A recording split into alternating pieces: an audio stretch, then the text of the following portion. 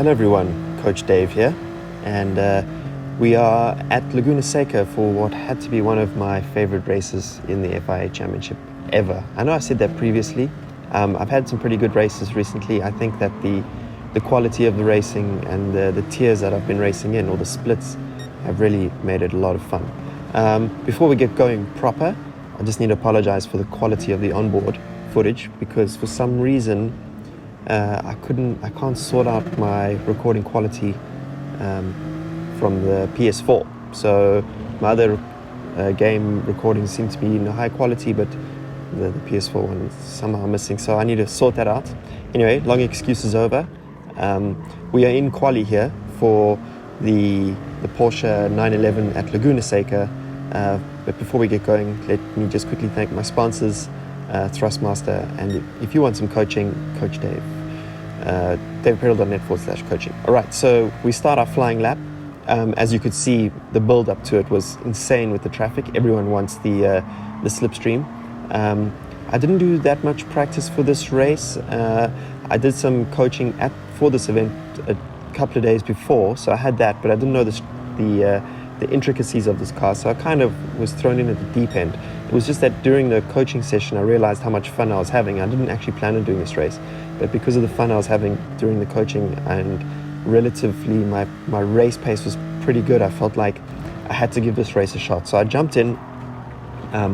As always, quali isn't great. It's still something I have to work on. I have to try and improve in my tool set, but that's one of the primary reasons I play sim racing, is to work on my quali and also practice some racecraft. So we just overtook that guy who ran wide. I missed the apex there, still getting to grips with the car. I had about literally 5 minutes warm up before the race. I didn't do like an hour or so, as I always recommend you should, an hour of practice before. So I'm just kind of like figuring it out, and I hadn't actually practiced the full race distance either. So here we go, running a little bit wide there, and I think I get the last corner pretty nailed. I was actually ready to go for it on this lap coming up, but I made a small mistake into turn one. So this first flying lap was my best, and I think it was good enough for 13th or 11th or 13th on the grid. I couldn't quite remember, not quite on the pace. But anyway, public service announcement.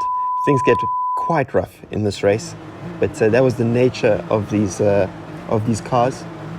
You could get tough with guys and they wouldn't actually lose that much time. You just push them a little bit wide, and the race continued. So here we are, I think P11, P12, there you go.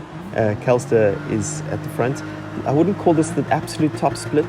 The points available was about 334, and I've seen one or two splits with more than 350 points. So we're kind of like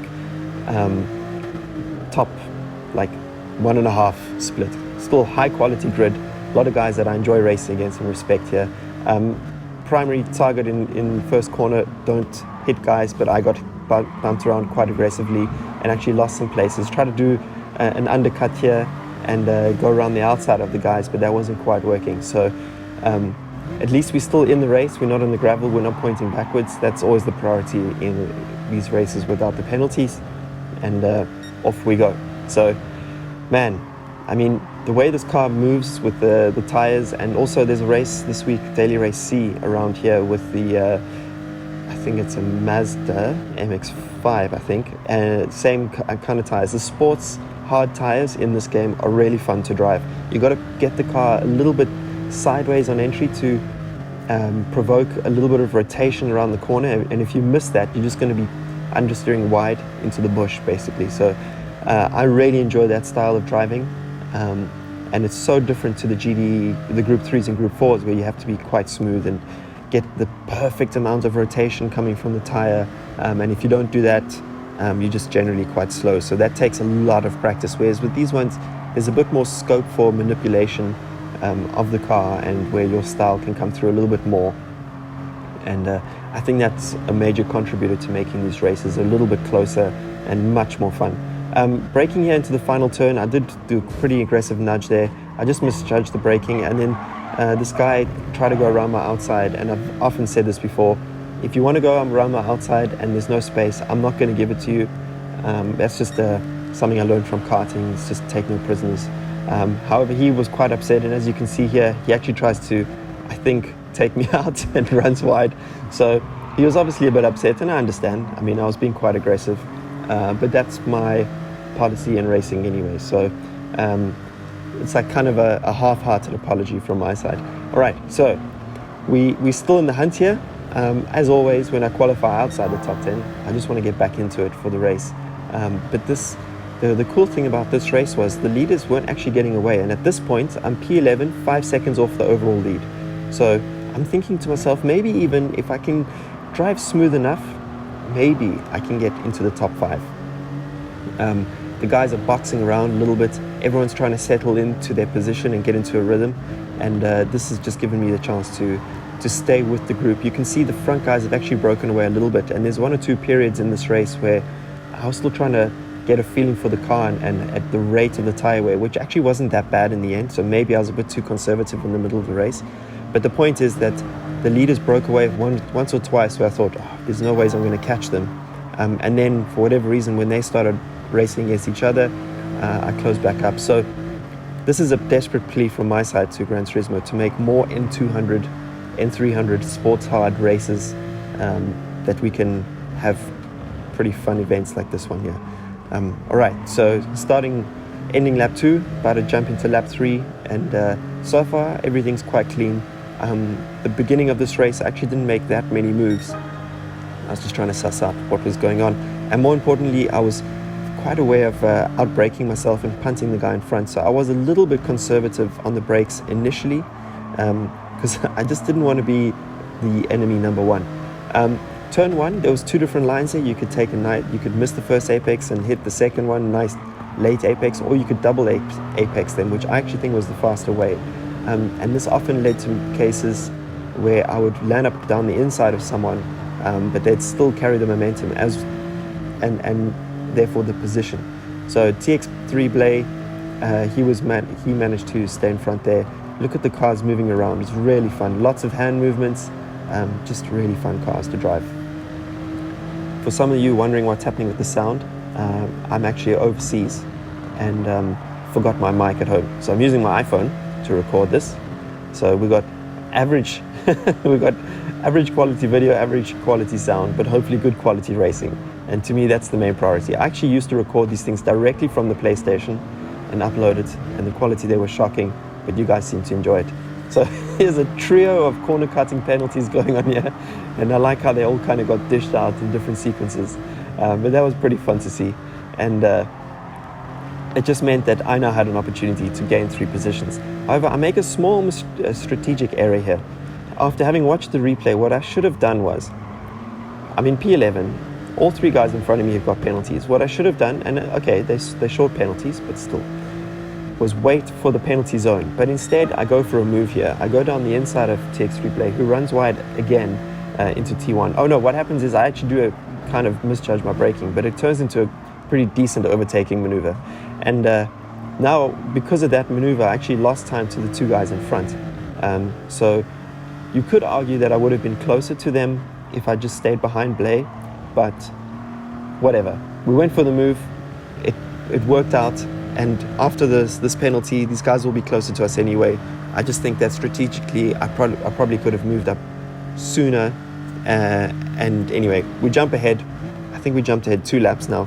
I managed to close the gap to the guys in front, and RC Snake happened to be my toe for most of this race, and I was kind of following him. He's a very, very good Gran Turismo Sport driver. So is VLX Quinton.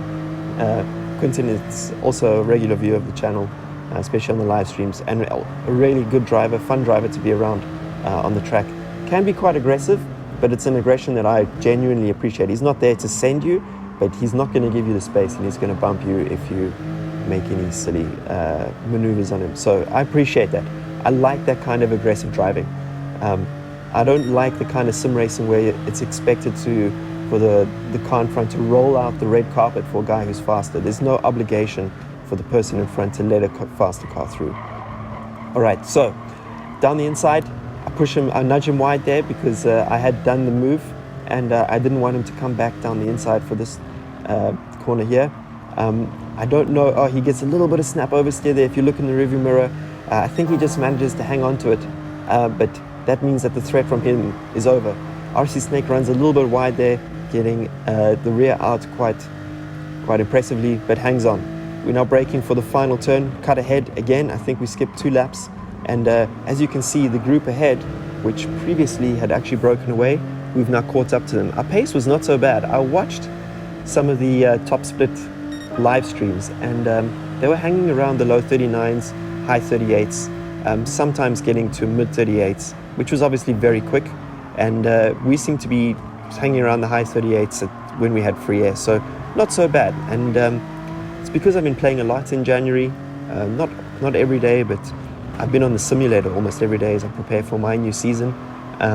Getting into these top splits and mixing it with guys who I know are putting in a little bit more practice than me and are high quality drivers, like, no disrespect, you have to practice to win, but it's still nice to hang out with them and race side by side with them. And for me, it bodes well for when my real racing season will start, because I'll have a little bit of preparation already in place on the sim, which helps to get rid of the rust when I start driving again at the end of Feb.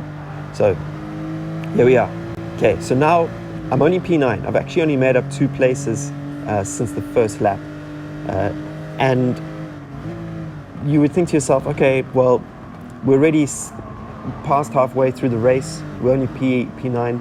What's left? What's possible from here? But again, as I've preached before, you can never give up, and you have to be patient, especially in these races, these longer races. What I've found is that if the field stays close, like it is here, the last 3 laps are when everything starts to unfold. It's when the magic is going to happen. So you have to stay close. You have to believe in yourself.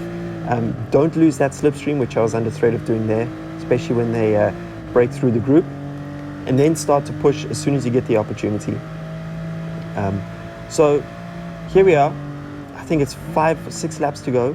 RC Snake's still in front of me, and I'm hunting him, and I'm thinking to myself, okay, I can still see Kelster. Kelster is doing a phenomenal job. I don't think he lost the lead once, but he's still doing a phenomenal job of maintaining the lead while still having a massive group behind him. He's adhering to the most important rule, which is if you're in a pack fight, stay in front, be the leader of that pack fight.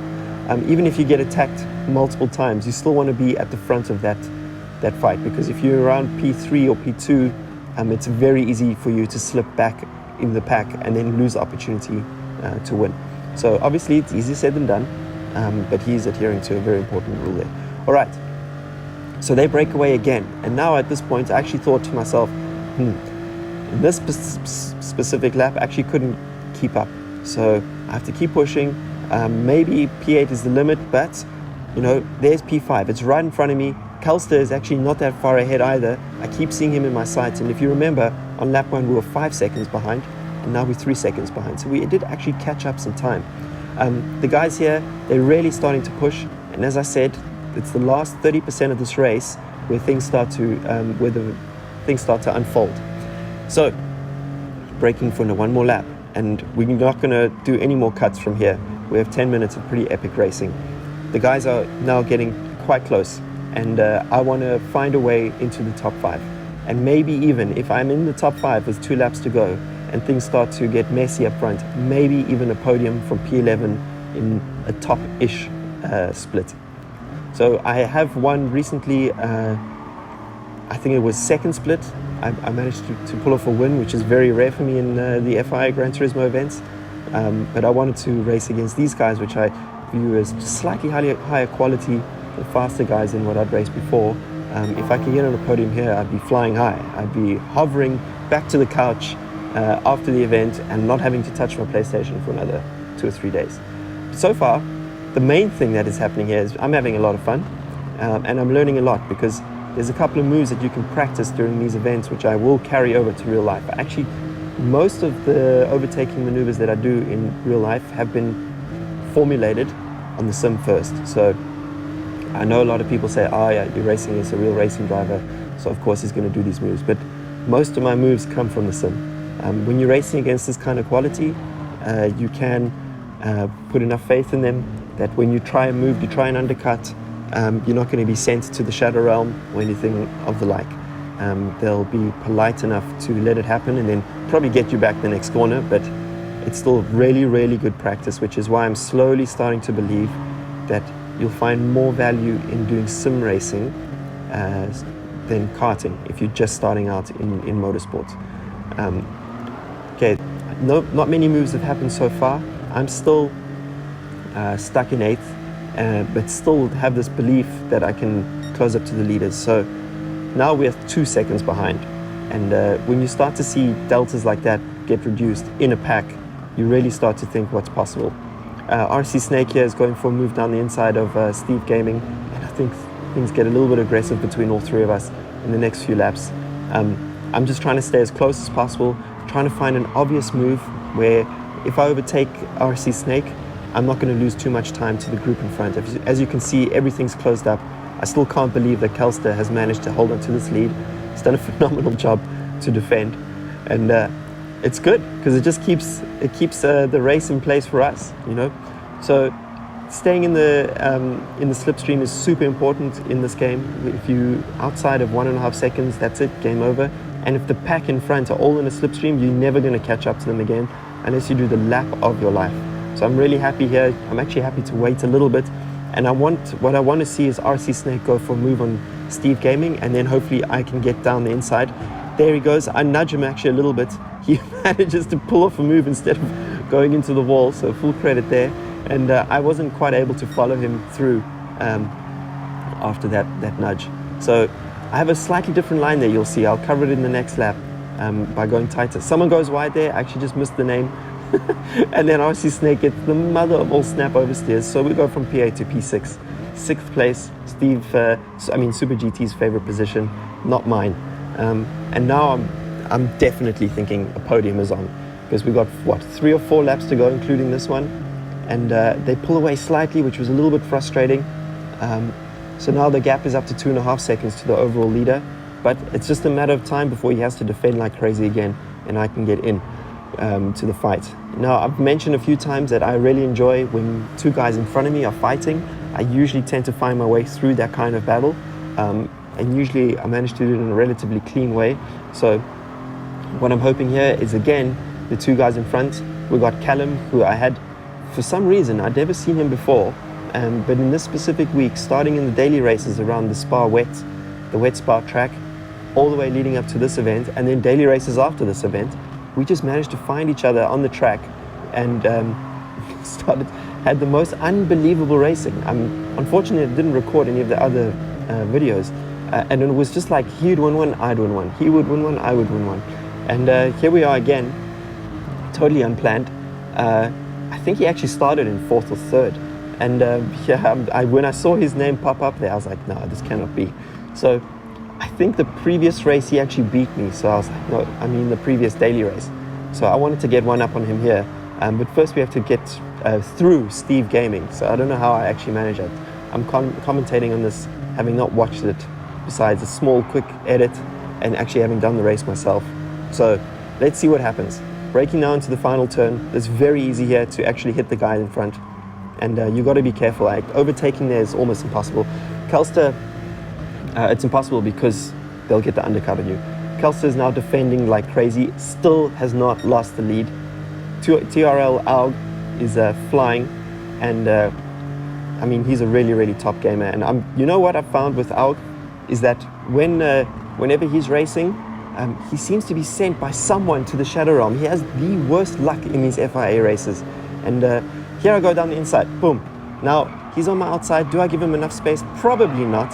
There you go. He was just able to keep 2 wheels on the black stuff there. And now I can definitely smell even a win maybe. So the podium, that's for the birds. We're going to dream much higher, aim much higher. We're now in the hunt for a win here. And I'm definitely getting nervous. We've got the sweaty palms. We've got the heart rate's now jacked, definitely jacked. I want to win races like this. And coming from P11 on the grid, or P12, excuse me, to starting to fight for a win is right up my alley. So we keep on pushing. I'm thinking to myself, how am I going to get past these 3 cars? It's actually taken me quite a while to to plan overtakes, as Callum there gives me the thank you sign. And I haven't actually done any like big moves where I've managed to get 2 people at once. So we're entering the final lap, and I need to find a way to gain 4 positions on this last lap. So I needed probably to get into 4th place on this lap, and then start to hope that the guys in front, as you can see, Kelster for the first time loses the position. But there's a prime example where if you go for that move down into the last corner, the guy's probably going to get an undercut on you and regain the lead back onto the straight. Kelster again, still in the lead. TRL Wild, now in 2nd. David Perel, 5th, thinking of a move. Callum does a nice little bit of defensive braking there, probably also looking for a move himself. RC Snake is right behind me, also sniffing for any gap that I'm going to give, but I'm not going to give a millimeter here. I thought about going down the inside of Callum there, and also doing kind of what I did to Steve, which was just hang him out to dry. Not going to happen.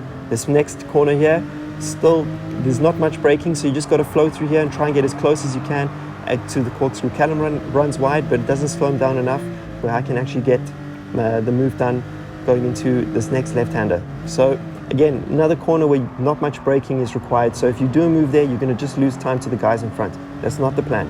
We're now heading up to one of probably the best places. It's the whole of Sector 3 is a really good place to overtake. You can overtake here in the corkscrew, you can overtake into the next long left-hander, and then also into the final turn, provided that everything's okay. I've lost a little bit of time now, or a little bit of space to the guys in front. So the move for the inside here, it's out the question. Opportunities are running dry, and Kelster is still doing a phenomenal job of keeping the guys behind. I actually frankly can't believe that one of them didn't go for some kind of move now. But obviously these guys are racing for the actual FIA Championship points. They want to do well, so for them to do a move now would be a little bit silly. It would cost them too many points. All right, final corner. I kind of regret this. I didn't go for the move. I was half-hearted, and at the last second I pushed Callum wide. I then get a nudge by RC Snake, who was also thinking about a move. It's now side-by-side door rubbing competition all the way to the line, and in the end, just not enough. Kelster takes it. Aug, who was in 2nd for most of the race, finishes 3rd. Callum 4th. David Perel 5th. And as you can see, the bottom right there, I was pretty stoked with that race. It was one of the most enjoyable races I've done in GT Sport. A lot of respect shown by the guys. And we managed to gain 7 places in the end. So super, super satisfying. So there you have it. That was one of the best races that I've definitely had in GT Sport. Thank you so much to my Patreon members, and of course my channel sponsors, Thrustmaster. And if you're looking for some coaching, hit me up, davidperel.net/coaching. Until the next time, catch you around the next lap. Peace.